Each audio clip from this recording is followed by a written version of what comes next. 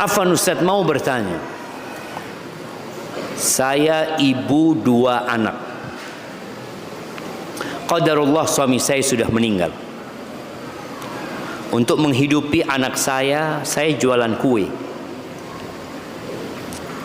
Tapi beberapa lalu sempat ditawarin untuk menjadi guru. Saya bingung diambil atau tidak tawarannya. Di sisi lain, saya tidak mau bergantung kepada saudara-saudara saya. Kalau saya terima tawaran itu, saya takut menelantarkan anak. Sedangkan di rumah hanya ada ibu sudah sepuh. Apa yang saya lakukan? Apa saya termasuk orang yang mengkhawatirkan masa depan dan tidak percaya rezeki Allah? Jazakallahu khair. Ahibati fillah, anak-anak yatim, siapa seharusnya yang memperhatikan? Pamannya. Keumuman umat Islam harus perhatian. Tapi paman itu punya kewajiban khusus. Karena dia punya kewajiban silaturahim. Silaturahim itu bukan berkunjung. Makna silaturahim itu adalah al-ihsan ilal aqarib. Berbuat baik kepada kerabat. Jadi tolong diperhatikan tuh.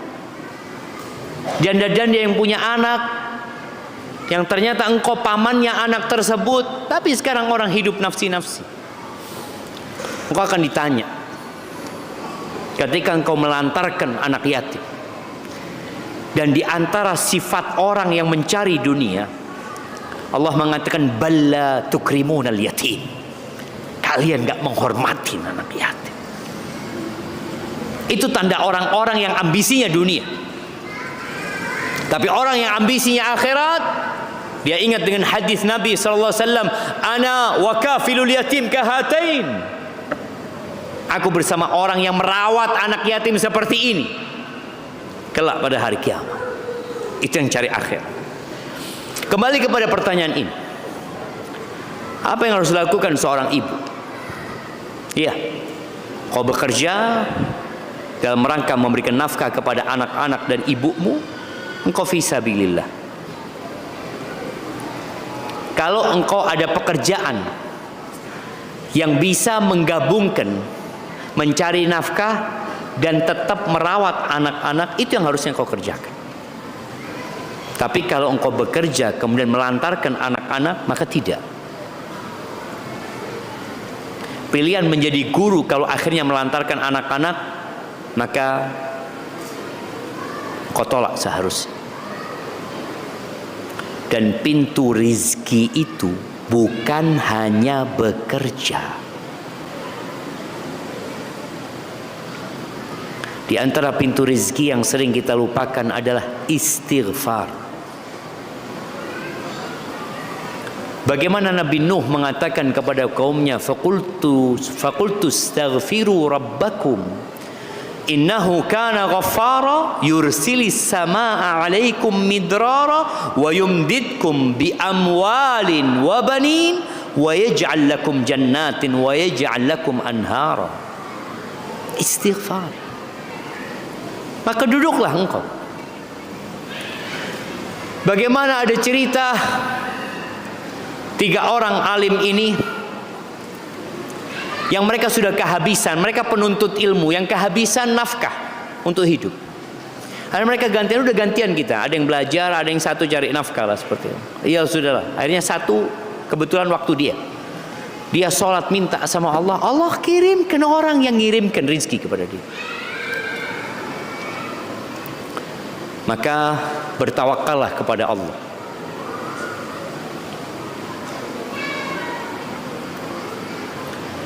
Kalau kalian bertawakal kepada Allah dengan sebenar-benarnya tawakal. Tawakal itu artinya athiqatu billah wal i'timad alaih. Percaya sama Allah dan bersandar kepada Allah. Bersandar. Terserah Allah. Kalau seperti itu yang kalian lakukan, Dan tawakal ini amalan hati, bukan amalan raga, dan bukan amalan lisan. Lisan kita berkata bismillahi tawakkaltu 'alallah. Kita mengucapkan itu, mengutarakan, tapi percaya dan bersandar itu hati. Allah akan berikan kepada kalian rizki seperti Allah memberikan kepada burung. Dan kita semua tahu burung. Di musim hujan ini, petani mulai nanam padi. Dan sebagian petani itu berusaha menyelamatkan padinya dari burung. Yang pakai orang-orangan, ya, yang ditutup jaring, ya. Yang kadangkala hujan dari pagi sampai sore. Bagaimana burung yang tidak punya kulkas? Dia juga tidak bisa pesan online. Allah kasih rezeki. Tetap. Maka buat yang bertanya, ya, silahkan bekerja, tapi tetap hatimu bergantung kepada Allah Azza wa Jal. Dan masih banyak pintu rezeki lainnya. Salah satunya perbanyak istighfar, mohon ampun kepada Allah Azza wa Jal. Mohon nasihatnya Ustaz. Istri adalah ujian bagi suami, dan suami adalah ujian bagi istri. Ini anak-anak yang belum nikah tahu dengan pertanyaan ini. Jadi jangan berpikir pertanyaan ini hanya untuk yang sudah menikah. Kenapa? Karena ibumu adalah istri dan bapakmu adalah suami. Dan engkau tahu bagaimana ibumu diuji oleh bapakmu dan bagaimana bapakmu diuji oleh ibumu. Kita melihat bagaimana ada ayah yang keras, bahkan melakukan KDRT. Anak-anak melihat. Anak-anak juga mendengar kadangkala bagaimana ibunya teriak-teriak kepada bapaknya. Ini pertanyaannya. Bagaimana menyikapi perilaku istri yang keras jika dinasehati selalu membantah? Apakah diam itu solusi? Gimana jemaah? Nabi Ibrahim pernah datang ke rumahnya Nabi Ismail, rumah anaknya. Ternyata nggak ketemu sama Nabi Ismail. Maka kesempatan itu digunakan oleh Nabi Ibrahim untuk menanyakan tentang kondisi kehidupan mereka. Maka istrinya mengatakan, nahnu fi bu's fi dhiq. Kata dia, tuh kita kondisinya susah, melarat, sengsara, menderita. Terus Nabi Ibrahim mengatakan kepada perempuan ini, nanti kalau suamimu datang aku kirim salam. Perempuan ini nggak tahu kalau yang datang mertuanya. Sampaikan salamku kepada dia. Nanti suruh dia ganti papan depan pintu rumah. Ada yang mengatakan palang pintu ya. Dulu rumahnya orang dulu itu biasanya di atas tanah, lebih tinggi dari jalan. Nah, di depannya itu kadangkala ada kayu atau sekarang ya dinaikkan lah, itulah suruh ganti itu. Tempat engkau berdiri itu yang di depan pintu suruh ganti. Datanglah Nabi Ismail. Tanya, ada orang datang? Iya, kata dia. Orang tua gini, dia sebutkan dengan kriteria yang tidak menyenangkan tentang Nabi Ibrahim, padahal beliau adalah Nabi. Terus dia pesan, dia kirim salam sama engkau, dia tanya kehidupan kita, aku ceritakan kita memang susah hidupnya. Terus dia suruh engkau ganti depan pintu rumahmu itu. Oh, yang datang itu bapakku, kata dia. Dan dia nyuruh aku menceraikan engkau. Sudah engkau pulang sana ke rumah orang tua. Ada istri-istri yang bisa diperbaiki, ada istri-istri yang perlu diganti. Betul. Nabi Ibrahim nggak nyuruh Nabi Ismail memperbaiki istrinya. Kenapa? Karena suaminya sudah nabi. Yang namanya nabi pasti sudah memberikan nasihat. Tapi Nabi Ibrahim sabar menghadapi istrinya. Sang mertu, sang bapak udah kayaknya nggak bisa dilanjutkan. Ismail udah ganti kok istri. Ada istri yang perlu diganti. Apakah istri antum perlu diganti? Belum tentu. Mungkin antum perlu memberikan nasihat, atau antum yang perlu memperbaiki diri. Istri ini walaupun suaminya ustadz, kadang-kadang nggak mau dikasih nasihat sama suami. Kenapa? Karena posisi ustadz itu ketika masuk rumah bukan ustadz lagi, tapi suami. Kok suamiku? Kau ngasih nasihat mungkin karena ya engkau kemauan. Apalagi kalau suaminya bukan ustadz.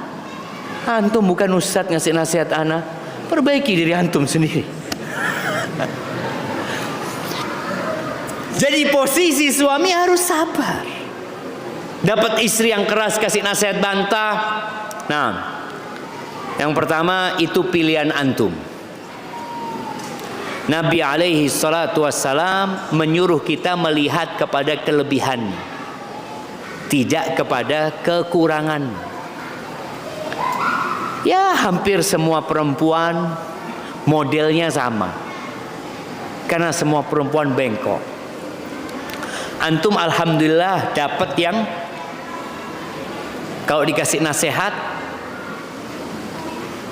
bantah. Tapi ada yang dikasih nasihat kabur. Mendingan mana antum? Ya alhamdulillah Ustaz, ana masih bantah. Kalau kabur ribut sama mertua, aduh repot lagi Ustaz. Lihatlah kepada kelebihannya dan antum terus berusaha memperbaiki. Dan bagi para wanita, engkau mungkin melihat ada istri-istri Nabi yang kadangkala ketika dikasih nasihat, ya ngangkat suara, Nabi nggak ditegur dari pagi sampai malam ada. Sekali lagi kenapa? Karena posisinya Nabi jadi suami pada waktu itu dan Nabi bersabar. Engkau perlu bersabar. Allah mengatakan wa'ashiruhunna bil ma'ruf. Pergaulilah istri-istri kalian dengan cara yang ma'ruf.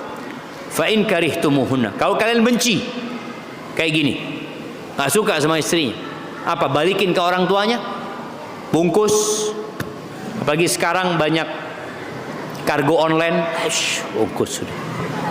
Pak, COD ya, anak kirimkan. Anaknya COD suruh bayar sama orang tua. Fa in karihtumuhunna fa asa an takrahu syai'an wa yaj'alallahu fihi khairan katsira. Boleh jadi yang kalian benci itu di sana ada Allah. Allah ada jadikan kebaikan yang banyak di sana. Lihat kepada kelebihannya dan cara memberi nasihat istri. Jadi ada kelakuan istri yang masih bisa ditoleransi. Ada yang sudah keterlaluan. Nabi alaihi salatu wassalam kenapa mendiamkan istri-istrinya? Karena memang dalam syariat cara memberikan nasihat istri itu ada beberapa tahapan. Allah mengatakan wallati takhafuna nushuzahunna fa'idhuhunna wahjuruhunna fil madaji' wadribuhun. Dan wanita-wanita yang kalian khawatir dia nggak nurut, dikasih tahu apa yang lakukan, fa'idhuhunna, kasih mau'idhah. Jadi kalau ngasih nasihat istri itu, berilah dia mau'idhah hasan. Mau'idhah hasan itu mau'idhah yang dibungkus dengan cinta dan kasih sayang. Jangan marah-marah dulu antum. Kalau antum ngasih nasihat istri, sini-sini, antum kayaknya wanita penghuni neraka. Gimana dia mau dengarkan?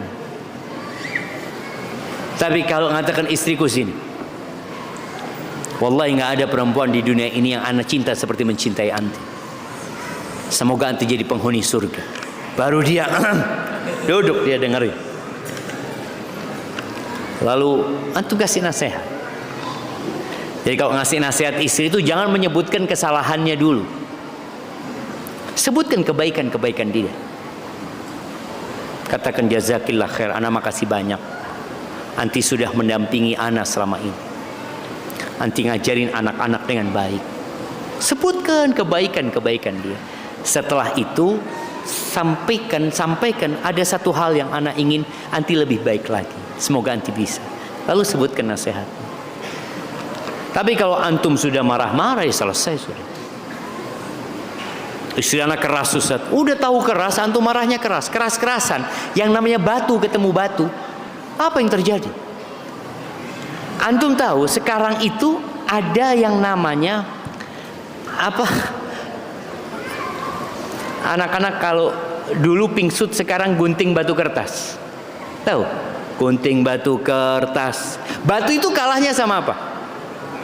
Sama kertas. Ketika dia jadi batu, antum jadi kertas. Antum jadi gunting, habis antum. Maka jadilah antum kertas. Insya Allah bisa dipegang, ditutup kertas tuh batu. Insya Allah jadi benar. Sambil didoakan istri antum. Tapi kalau nggak benar-benar Ustaz, ya sudah sabar antum. Mau ganti, boleh jadi gantinya lebih parah dari itu.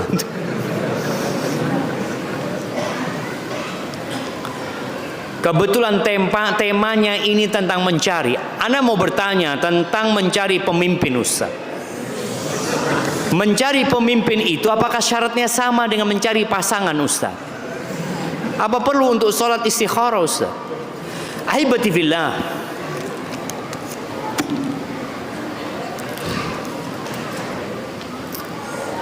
Kalau bicara mencari pemimpin,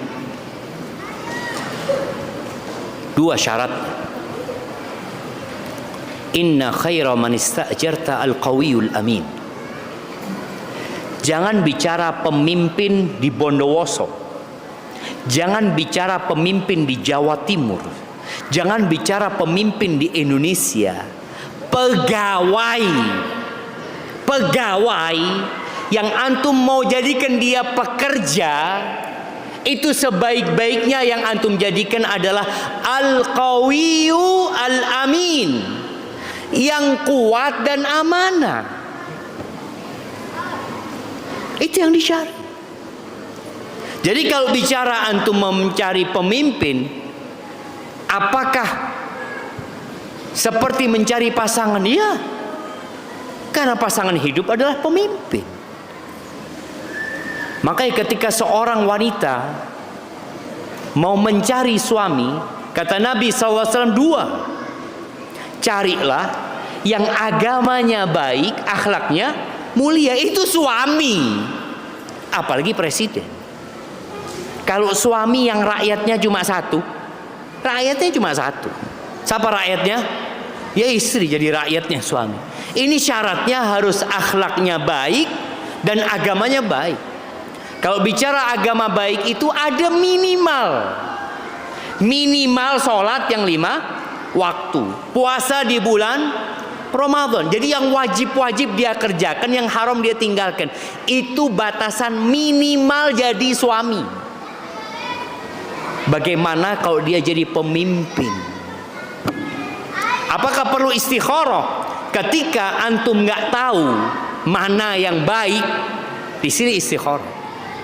Tapi kalau ternyata cuma satu yang baik umpamanya, yang melamar antum cuma satu, dan ini orang soleh, dan antum sudah tanya kemana-mana, yang nggak harus istikharah. Tapi antum mau istikharah, silahkan. Karena istikharah itu bukan kewajiban, tapi anjuran. Barakallahu fikum.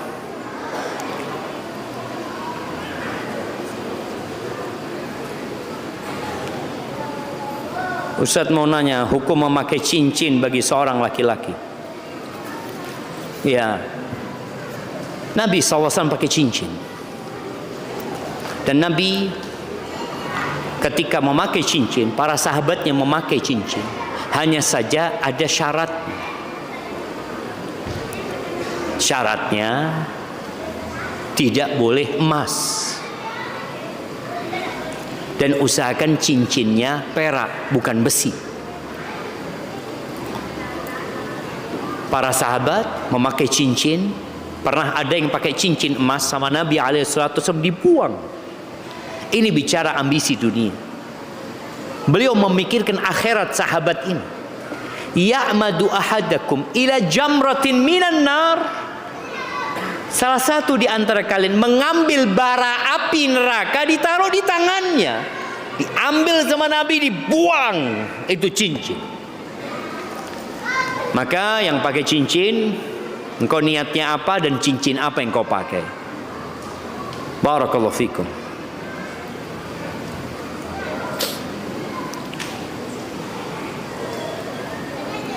Ustadz, afan hukum merantau ke negara yang mayoritas orang kafir, seperti negara Jepang, tapi diniatkan untuk mencari nafkah dan berdakwah.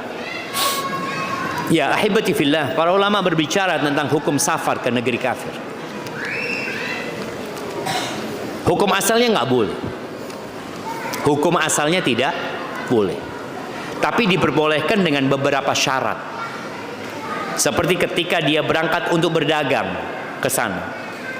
Tapi jangan sampai mengorbankan agama dia.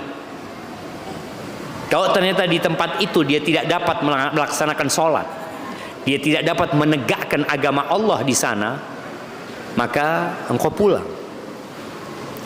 Kalau ternyata resiko engkau berada di sana, imanmu akan tergerus sedikit demi sedikit, engkau pulang.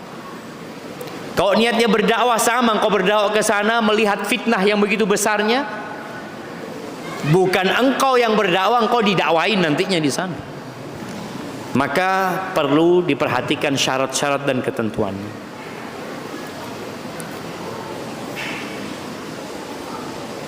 Beberapa hari yang lalu, ana baca buku sirah. Tapi tiba-tiba otak anak itu berpikir kalau Nabi Muhammad SAW itu bukan Nabi. Tapi hati anak tetap menyatakan kalau Nabi Muhammad itu Nabi. Bagaimana itu Ustaz? Sallallahu alaihi wasallam. Naam jemaah.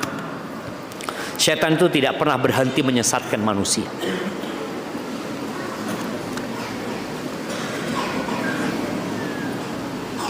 Ketika engkau kepingin tahu Nabi Muhammad itu Nabi atau tidak, maka engkau lihat tanda-tanda kenabian beliau. Salah satunya Al-Quran. Allah mengatakan, Qul in kuntum fi raibin mimma nazzalna ala abdina fa'tu bi suratin min mithli wad'u syuhada'akum min dunillah in kuntum sadiqin. Kalau kalian ragu dengan apa yang kami turunkan kepada hamba kami, Nabi ini, ragu kalian bahwa beliau itu Nabi utusan Allah, Allah turunkan Al-Quran kepadanya, datangkan satu surat seperti yang kami turunkan. Dan terbukti dari sejak Nabi utus sampai hari ini, nggak ada yang bisa mendatangkan. Itu membuktikan beliau adalah utusan Allah Azza wa Jalla. Kemudian ketika antum ada keraguan tadi datang ke Ustaz, Ustaz, anak ketika baca poin ini kok ada keraguan Ustaz? Datang supaya syubhat itu dihilangkan. Karena terus terang ada seorang ibu yang telepon ana, dia mengatakan, Ustaz, anak ana ini kuliah di perguruan tinggi Islam Ustaz di Indonesia. Kok sekarang dia nggak percaya bahwa Nabi Muhammad adalah Nabi alaihi salatu wassalam? Ada syubhat yang menimpa dia dan ada bisikan syaitan. Maka baca a'udzubillahi minasyaitonir rajim.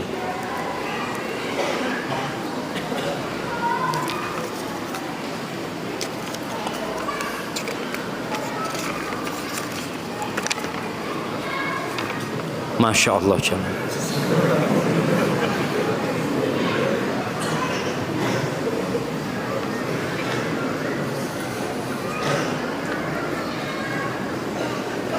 Nah,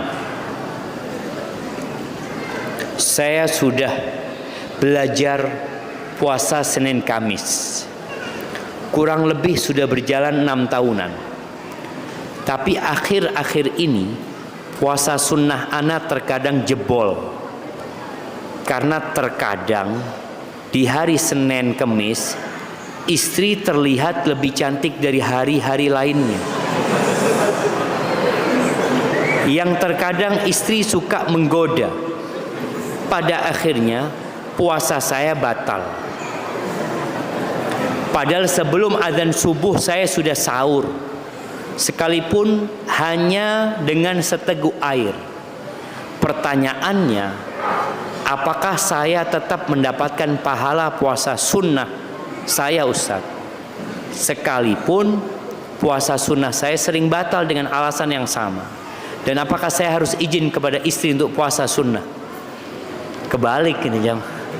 Antum seharusnya puasa sunnah sama istri, bukan minta izin sama istri.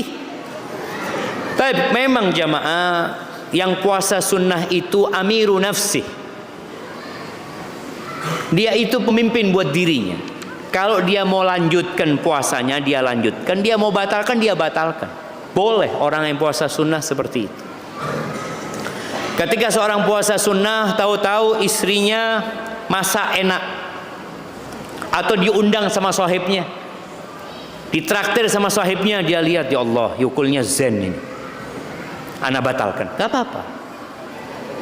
Karena orang yang puasa sunnah itu dia amiru nafsih, sebagaimana disebutkan dalam sebuah athar. Dia bebas. Tapi pahalanya ya cuma sampai di waktu dia membatalkan puasa. Makanya puasa sunnah ini juga boleh niatnya di pagi hari. Antum nggak niat di malam hari. Ketika orang diundang, kata Nabi SAW, diundang makan, kata Nabi SAW, insya'a falyakul, dia kalau mau dia makan, kemudian dia bisa gantikan puasanya besok, kalau dia mau ganti gitu ya. Tapi kalau enggak, nggak apa-apa dia, karena hanya puasa sunnah. Tapi kalau dia nggak mau membatalkan, ya nggak apa-apa. Dia mendoakan yang mengundang dia.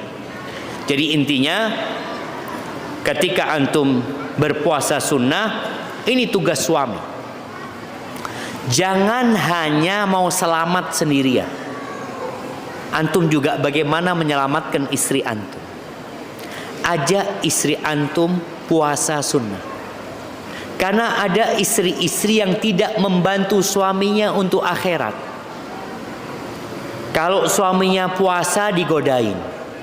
Ayolah bang, ini goda. Seharusnya dia mendukung suaminya, bahkan dia menyediakan sahur buat suaminya, bahkan barengin suaminya puasa sunnah. Ini malah menggoda. Maka nasihat ana, bagaimana antum yang 6 tahun, ternyata antum selama 6 tahun itu tidak mengajak istri antum untuk berpuasa sunnah. Ajak istri antum berpuasa sunnah.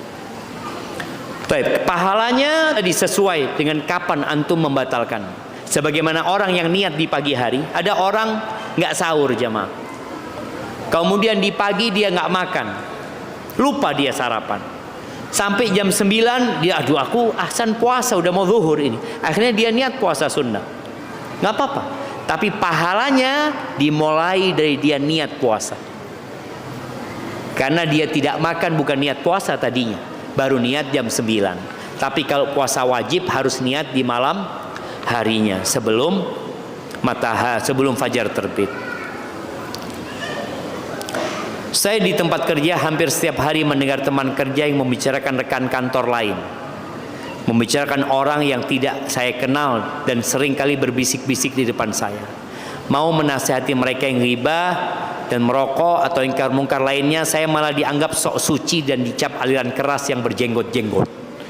Sedih sekali Ustaz, posisi saya serba salah Ustaz. Menyiasati hal itu, saya memutuskan untuk sering-sering menggunakan headset agar tidak mendengar topik pembicaraan mereka. Tapi ini saya masih salah juga Ustaz, karena saya dianggap tidak mau berbaur karena memakai headset dan tidak banyak berbicara. Bagaimana ya Ustaz? Mungkin Ustaz ada solusi lain, mohon nasihatnya. Iya jamaah, ketika antum jadi orang baik, semua orang suka sama antum. Ketika antum merubah orang lain untuk jadi baik, semua nggak suka sama antum. Itu jam 8 sudah jamaah. Sunnatullahnya seperti itu. Bagaimana Nabi kita Muhammad alaihi salatu wasallam 40 tahun beliau hidup di Mekah bersama orang-orang kafir Quraisy, dan semua orang kafir mengacungkan 2 jempol kepada Nabi sallallahu alaihi wasallam. Semuanya memuji dan menyanjung Nabi Muhammad SAW. Tapi ketika turun firman Allah, wa anzir ashiratakal aqrabin, kau berikan peringatan kepada kerabat-kerabatmu yang dekat, beliau dibenci, beliau dimaki, beliau diusir, bahkan beliau mau dibunuh. Jadi itu resiko. Antum kalau hanya dikatakan seperti ini aman, Nabi dikatakan majnun, Nabi disebut penyihir, Nabi disebut penyair, Nabi disebut dukun. Maka antum sabar. Antum ketika dikatakan gak berbaur, berbaur salah karena memberikan nasihat, tidak berbaur salah, antum cari keridhaan Allah Subhanahu wa ta'ala. Ketika mereka ngobrol, sampaikan, terus terang afwan, ana bukan tidak mau berbaur. Kalau yang antum bicarakan mendatangkan manfaat buat kita dunia akhirat, ana duduk.